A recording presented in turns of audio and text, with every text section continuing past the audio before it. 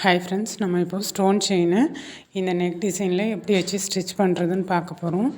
இப்போ நம்ம normal round neck அது மாதிரினா நம்ம எப்பயும் மேலே ஸ்டிச் பண்ணிக்கலாம். ஆனால் வந்து இந்த மாதிரி டிசைனுக்கு வந்து நம்ம கண்டினியூஸாக வந்து ஸ்டிச் பண்ண முடியாது. அது எப்படின்னு சொல்லிவிட்டு இந்த வீடியோவில் நம்ம பார்க்கலாம். இப்போ இந்த மாதிரி டிசைன் வந்து நம்ம நெக்குக்குமே கொடுக்கலாம், ஸ்லீவ்ஸ்க்குமே வந்து கொடுக்கலாம். இப்போ ஏதாச்சும் ஒரு டிசைன் பண்ணுறோம், ஒரு மோட்டிஃப் மாதிரி பண்ணுறோம் அப்படின்னா ஸ்லீவோடைய சென்டரில் இதை மாதிரி ஒரு டிசைன் கொடுத்துட்டு நம்ம பார்டர் ஒர்க் முடிச்சுட்டு நம்ம உள்ளுக்குள்ளே வந்து டிசைன் பண்ணிக்கலாம். நிறைய பேர் பார்த்திங்கன்னா ஸ்டோன் செயினை க்ளூ போட்டு ஒட்டிடுவாங்க. ஆனால் நம்ம ஆரி ஒர்க்கில் வந்து அதை மாதிரி க்ளூ போட்டு ஒட்டக்கூடாது, ஸ்டிச்சிங் தான் பண்ணணும். இப்போ இந்த இடம் வரும்போதும் நம்ம கரெக்டாக அந்த ஷேப் கொடுத்து ஸ்டிச் பண்ணணும்.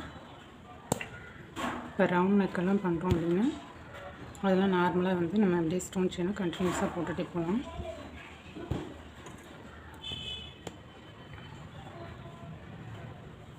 இப்போ இங்கே வரும்போது இந்த ஷார்ப்புக்காக ஒரு ஸ்டோன் செயின்,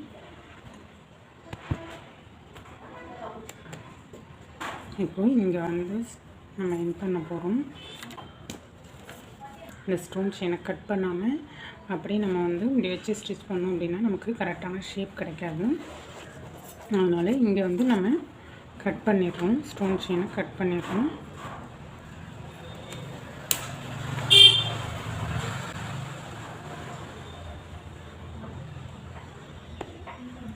கட் பண்ணிவிட்டு நம்ம அப்படியே கண்டினியூ பண்ணுறதுனாலும் பண்ணிக்கலாம், இல்லை என் நாட்டு போட்டுட்டு கண்டினியூ பண்ணுறதுனாலும் பண்ணிக்கலாம்.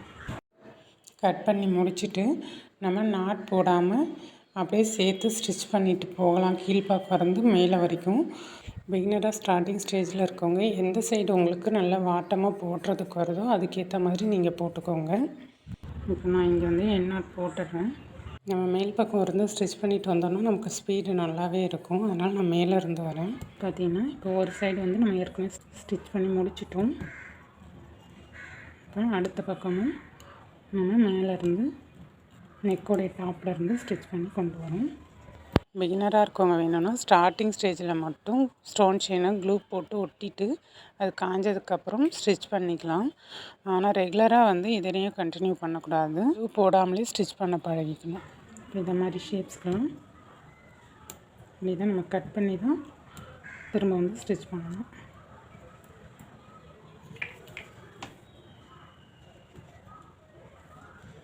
பார்த்திங்கன்னா ஸ்டோன் செயினை கட் பண்ணிடுறேன். இப்போ இது வரைக்கும் கட் பண்ணிடுறேன்.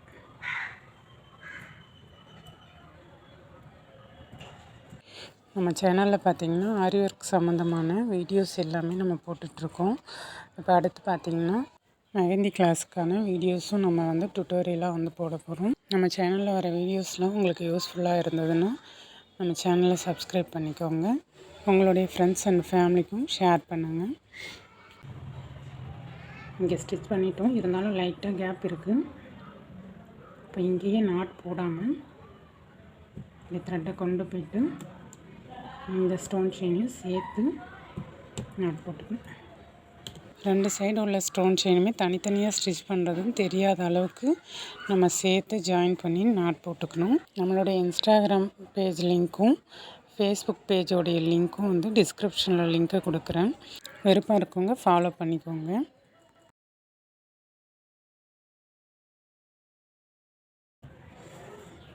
இப்போ இங்கே வந்து நாட் போட்டுக்கலாம். வீடியோ பிடிச்சிருந்தால் லைக் பண்ணுங்கள், ஷேர் பண்ணுங்கள், கமெண்ட் பண்ணுங்கள். மறக்காமல் சப்ஸ்கிரைப் பண்ணிக்கோங்க. நெக்ஸ்ட் வீடியோவில் பார்க்கலாம்.